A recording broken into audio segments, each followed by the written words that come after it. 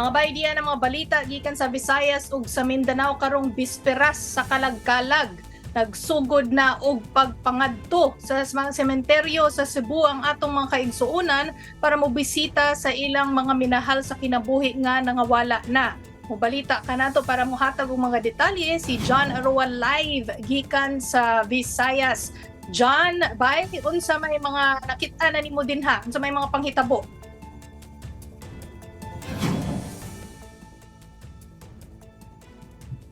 John, wala kay audio. Asa man kang minteryo haron? Chiki ani ata karon diri sa Careta Cemetery sa Cebu. Usa sa pinakadako nga sementeryo diri sa Cebu City. Og doon na pay mga niapas diri sa pagpanglimpyo. Ato makita karon diri sa hulikod Chiki nga doon na mga nanglimpyo og nagpintura sa mga lubnganan. Mga bay, kung di mo gusto ka po yan, pwede po mo magpalimpyo dire, bubayad lang mo og 50 pesos sa matag lubnganan o 300 pesos usab kung gusto ninyo papinturahan ang mga lubnganan. Kung gusto sabi niyo nga dayon-dayon yung masuga ng lubnganan, sa inyong mga hinigugma nga sa kinabuhi, 350 pesos na sub na sa tulo ka adlaw. Sa pagkakaroon, Chiki, wag tuusab ang mga pulis na nagbantay dinhi. Paimangno sa nagdumala sa sementeryo, gidili ang pagdala og ilim ng makahubog, kutsilyo, ug sound system. Chiki. Daghang salamat sa imong update, John Aroa gikan sa News 5 Visayas.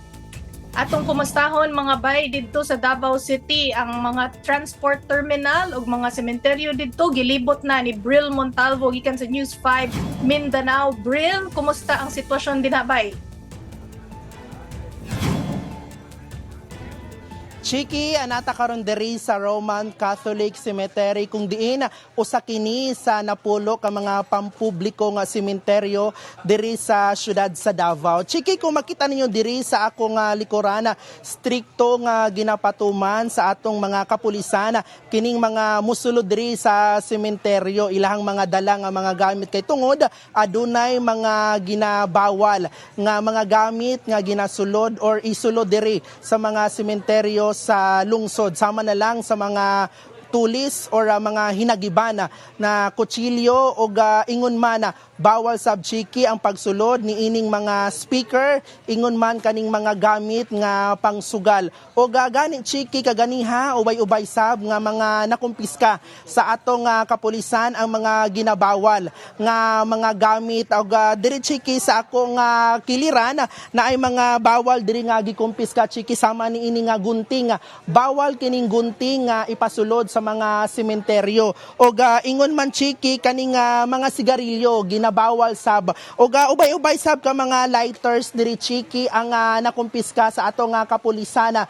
Kaya tungod bawal kini mga lighters kaya posible kaning mubuto kung ugaling matungod sa init o pwede ang mga posporo Chiki nga kumudagkot sila sa ilahang mga kandila alang sa ilahang mga mahal sa kinabuhi nga mipanaw. O kaganiya Chiki, gibisita sab nato ang Davao City Overland Transport Terminal o hugot sab nga gipatuman ang seguridad didto tanang mga bagahe ginapaagi sa X-ray machine. Strikto sab sila nga ginapatuman kining no pick up policy sa gawa sa terminal.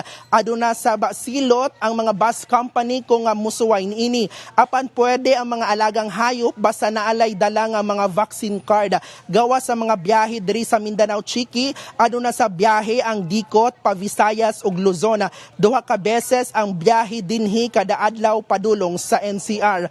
Og Chiki, sumala sa Davao City Police, aduna sila gipakatag nga kapin usa ka libo ka mga personahe nila alang usab nga pagbantay sa 53 ka mga sementeryo diri sa Dakbayana sa Davao Chiki. Uga hugot sab nga ginapatuman sa tanang sementeryo diri sa syudad ang kaninga one exit or one entrance, one exit policy. Mao kanay ang uling katikaran manuka diri sa Davao City. Balik sa imo Chiki. Daghang salamat sa imong update, Bril Montalvo gikan sa News 5 Mindanao. Sa laing bahin mga bay, miusab na sad og asok o ang bulkang Kanlaon no sa Negros. Miabot og 800 feet ang gitas-on sa pagbuga sa abo nga nahitabo mga 6:30 ganinang buntag. miabot og 7 ka minuto ang pagbuga sa aso sa bulkan nga gipanaw sa northwest na agihapon karon sa alert level 2 ang bulkang Kanlaon. Mga bay, atangi ang special coverage nato sa One News ug sa 1PH ugma na mahitabo magsugod alas 10 sa buntag. Uban mo nako mga bay. Kunya syempre, atangan sad ninyo ang One Balita bay kada Sabado na siya alas 6 sa gabi. Ako si Chicky Verhel.